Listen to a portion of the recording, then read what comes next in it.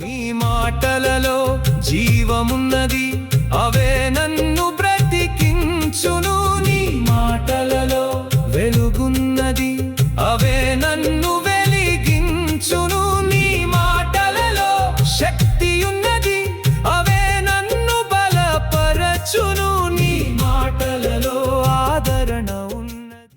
ప్రపంచము మూలలకు విస్తరించిన ప్రియమైనటువంటి తెలుగు వారికి అందరికీ కూడా క్రీస్తు నామంలో వందనాలు. నేటి ధ్యానాంశము పంపబడిన అధికారము, సెండింగ్ అథారిటీ. మీ దగ్గర బైబిల్స్ ఉన్న ఎడల యోహాను సువార్త 20వ అధ్యాయము 21వ వచనం చదువుకుందామండి. Gospel according to Saint John chapter 20 verse 21.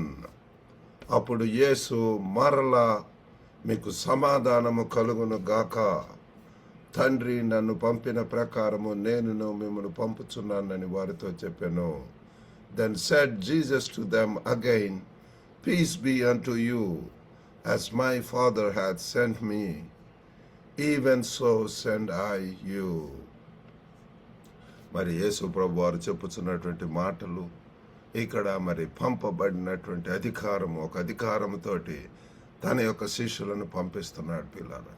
ఇది మరి వారి యొక్క సొంత ఇష్టం ప్రకారం కాదు, కానీ దేవుని యొక్క అంగీకారము, దేవుని యొక్క అనుమతితోటి, ఆయన యొక్క నియామకంతోటి, ఉద్దేశము క్రింద మరి మనము ముందుకు సాగుతున్నాము అని చెప్పి అర్థము పిల్లరా. మనం దేవుని యొక్క పని చేస్తున్నామంటే, పరిచర్య చేస్తున్నామంటే దానికంటే ముందుగా మన ఎన్నో కార్యములు జరిగి ఉంటున్నాడు. దేవుడే ఇనిషియేట్ చేసుకుంటున్నాడు. దేవుడు లోకమును ఎంతో ప్రేమించెను కాగా తన అద్వితీయ కుమారుడిగా పుట్టినటువంటి క్రీస్తు యేసునందు విశ్వసించినటువంటి ప్రతి వారు నశింపక నిత్య జీవం పొందుతారు పిల్లారా.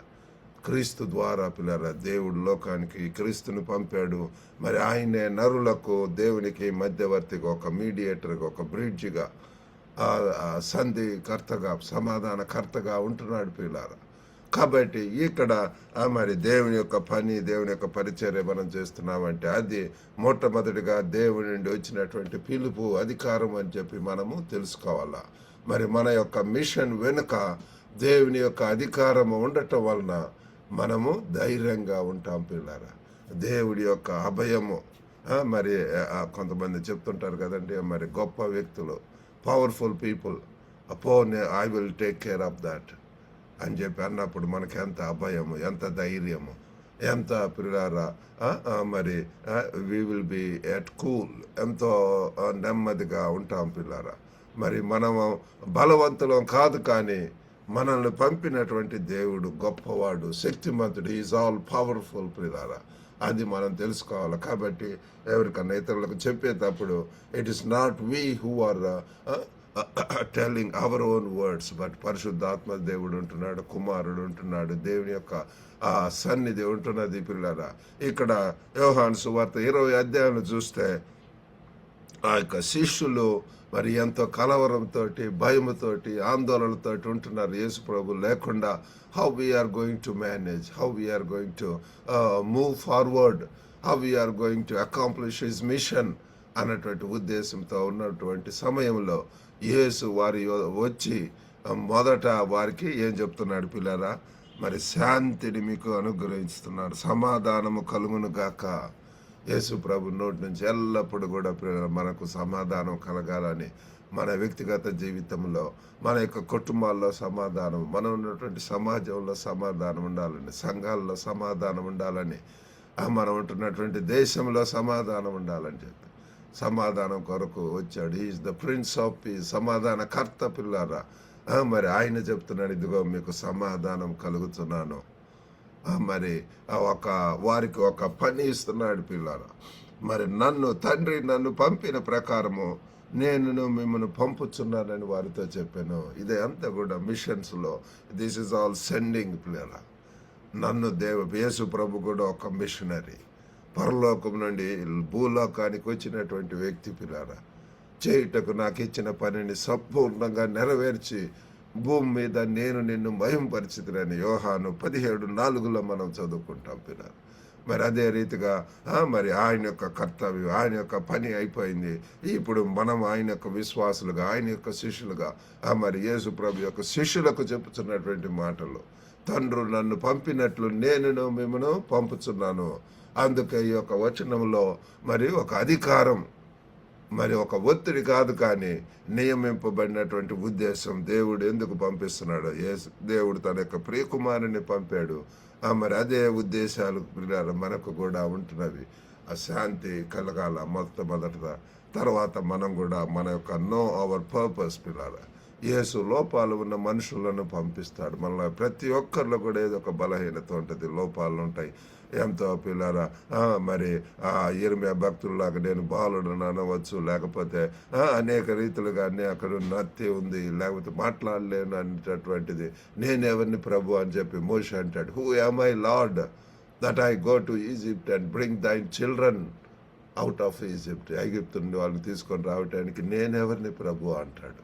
ఒకప్పుడు లోకరీతిగా ఎంతో ప్రియులారా ఫరో యొక్క కుమార్తె యొక్క కుమారుడిగా ఎంత ఆధిపత్యం, అధికారం లోకరీతిగా ఉంది, కానీ తను తగ్గింపుకున్నాడు. Total transformation. దేవుని యొక్క ఉద్దేశాలు లోకరీతిగా ఎన్నో ఉండవచ్చు పిల్లారా. మరి మనకు అధికారం, మన యొక్క ధీమా, మన యొక్క రక్షణ, మన యొక్క పిల్లరా values in life, they are all totally different. Priorities in life are different. కాబట్టి యేసు లోపాలు ఉన్నటువంటి వ్యక్తులను పంపిస్తుంటాడు. వారు ముందుగా శాంతి పొందుతారు. ముందుగా పిల్లరా మనము ఆయన యొక్క సమాధానం ఉన్నప్పుడే పిల్లరా మనం ఇతరులకు సమాధానకరమైనటువంటి సందేశాన్ని ఇవ్వగలము. మరి అంతేకాకుండా శక్తితో ముందుకు వెళ్తాం పిల్లలు. These are all very essential. పరిశుద్ధాత్మ మీ మీదకి వచ్చినప్పుడు మీరు శక్తిని పొందుతారు. అప్పుడు యూదయ, సమరయ, యెరూషలేము, యూదయ, సమరయ, భూదిగంతాల వరకు కూడా నాకు సాక్షులై ఉందరు అని చెప్పి ప్రభు వారు చెప్తున్నాడు. కాబట్టి దట్ ఈస్ ద ప్రొసీజర్. మరి 3 విషయాలు మనం ధ్యానించినాం. మొట్టమొదటిగా శాంతి ముందుగా వస్తుంది. Peace comes first. కాబట్టి మన యొక్క జీవితాల్లో కూడా పిల్లల సమాధానంతో ఉంటున్నామా, లేకపోతే ఇంకా అలజడి, ఆందోళన, కలవరంతో మరి దిగులు, విచారంతో ఉన్నట్టయితే this is the time. Look to the prince of piece పిల్లల. సమాధానకర్త అయినటువంటి యేసు వైపు చూద్దాము. ఆ దినాల్లో శిష్యులకు చెప్తున్నాడు, మీకు సమాధానము కలుగును గాక. మరలా మీకు సమాధానము కలుగును గాక. ఎన్నిసార్లు చెప్పాడు, మరలా చెప్తున్నాడు పిల్లల. సమాధానము. కాబట్టి మిషన్కు ముందు మనం ఏదైనా దేవుని యొక్క పని చేయాలంటే దేవుని సన్నిధిలో కనిపెట్టి ఆయన యొక్క సమాధానము పొందవలసినటువంటి వారు వింటున్నాము. శాంతి మన హృదయాల్లో స్థిరపడితే మనకు హృదయంలో ఒకవేళ ఏదైనా పాపంలో ఉన్నట్టు సమాధాన పడవలసి ఉంటున్నది. తిరిగి ఇచ్చేయవలసినటువంటి అవి తిరిగి వెళ్ళవలసి ఉంటున్నది. మనుషులతో వ్యతిరేకంగా ఉన్నట్లయితే వారితోటి వెళ్ళి సమాధాన పడవలసి ఉంటున్నది. కాబట్టి ఈ రీతిగా సమాధాన పడినప్పుడు మనలో పరిశుద్ధాత్మ దేవుడు మరలా పనిచేస్తాడు.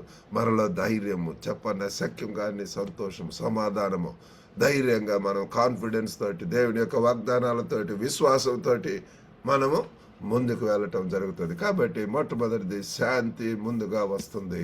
రెండవది ఆ యొక్క ఉనికి శక్తిని ఉత్పత్తి చేస్తుంది. Presence produce power. ప్రియులార దేవుని యొక్క సన్నిధి ఎక్కడ ఉంటుంది అక్కడ శక్తి, అక్కడ ఎంతో భక్తి ఉంటుంది, వర్షిప్ ఉంటుంది, అక్కడ ప్రైజ్ అండ్ వర్షిప్ ఉంటుంది. అక్కడ పిల్లార ఎంతో పవర్ ఉంటుంది పిల్లార. శక్తితోటి దేవుని యొక్క గొప్ప కార్యాలు చేస్తాం పిల్లారా. ఆది అపోస్తల ఆ యొక్క శిష్యులు, విశ్వాసులలో చూసినట్లయితే వారిలో ఏక మనసుతోటి పిల్లలు అందరూ కలిసి ప్రార్థన చేస్తున్నారు. భక్తి ఆరాధన, శ్రద్ధతోటి, వినయముతోటి, విధేయతతోటి ఉంటున్నారు. కాబట్టి అక్కడ ఎన్నో గొప్ప కార్యాలు జరగటం చూస్తున్నాం. దేవుని యొక్క శక్తి పిల్లల బూది గంతాలను మార్చేటటువంటి వ్యక్తులు ఇక్కడికి వచ్చి ఉంటున్నారని చెప్పి వాళ్ళు చెప్తున్నారు. ఎన్నో స్వస్థతలు జరగటం మనం చూస్తున్నాము. యేసు కేవలం సూచనలు ఇవ్వటమే కాదు, ఆయన స్వయంగా మన దగ్గరికి వస్తాడు పిల్లరా. ఇదిగో నేను మీ యుగ సమాప్తి వరకు కూడా నేను ఉంటాను అంటున్నాడు. ఇదిగో నేను పరిశుద్ధాత్మ దేవుణ్ణి పంపిస్తున్నాను, ఆదరణకర్త.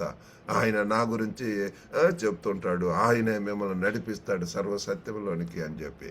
కాబట్టి పిల్లరా ఆయన యొక్క ఉనికి మనకు ధైర్యాన్ని, స్పష్టతను, స్వభావాన్ని పెంచుతుంది పిల్లరా. మన యొక్క జీవితాల్లో పిల్లలు ఆ యొక్క కరేజ్, ఆ యొక్క క్లారిటీ, అండ్ ఆల్సో పిల్లరా ఆ యొక్క ఆ స్వభావాన్ని లైఫ్ స్టైల్ కూడా పిల్లరా మన యొక్క జీవితం అంతా కూడా మార్పు ట్రాన్స్ఫర్మేషన్ అనేటువంటిది చూస్తాం. కాబట్టి ఆ యొక్క ఉనికి, రెండవదిగా ఏంటి శక్తిని ఉత్పత్తి చేస్తుంది, మూడవదిగా ఉద్దేశము ప్రకటనను పెంచుతుంది, పర్పస్ ప్రామిసెస్.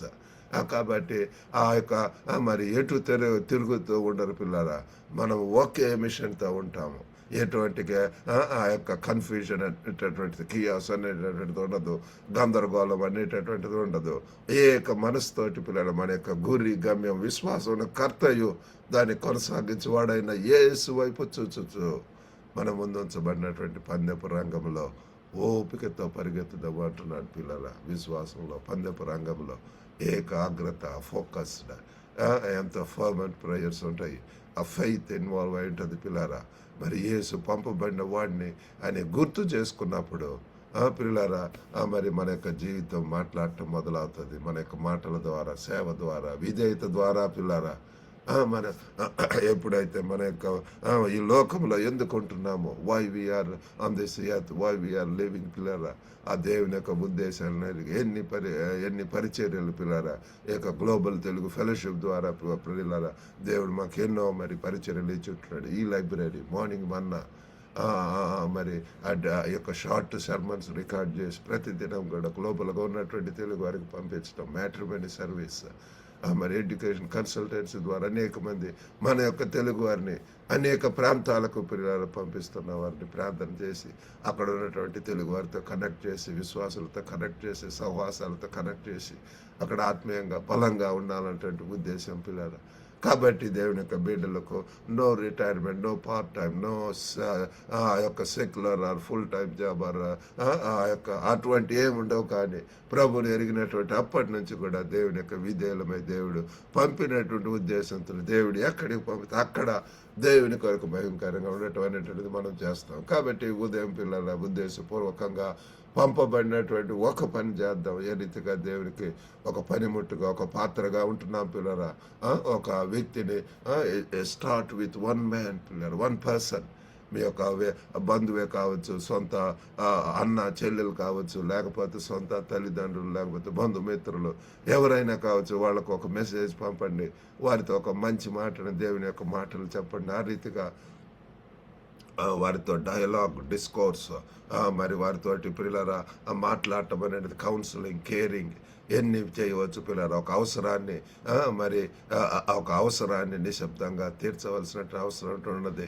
ఇల్లు కావచ్చు, పని స్థలం కావచ్చు, చర్చి, సమాజానం, we can be involved in so many ministries పిల్లరా. దీనికి ఏదో డబ్బు కావాలి, లేకపోతే సహాయం కావాలి, అది కాదు. కానీ అన్నిటికంటే ముఖ్యంగా మనం విధేయులమై నేనున్నాను ప్రభా, యెషయా భక్తుడు ఏ రీతిగా చెప్పాడు ఆ రీతిగా మన విధేయులమై లోబడి మరి నేనున్నానని చెప్పినప్పుడు దేవుడు అటువంటి వాటిని వాడుకోవటానికి సిద్ధంగా ఉంటున్నాడు.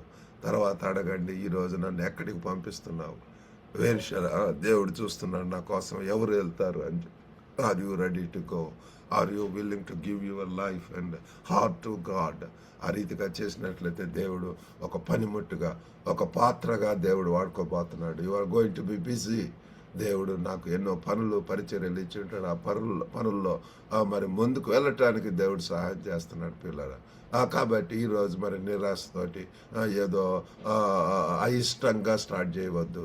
దేవుని యొక్క శాంతితోటి పిల్లరా దేవుని సన్నిధిలో ప్రార్థిస్తున్నప్పుడు ఆయన సమాధానం ఇస్తాడు. దేవుడు సందేశాన్ని ఇస్తాడు.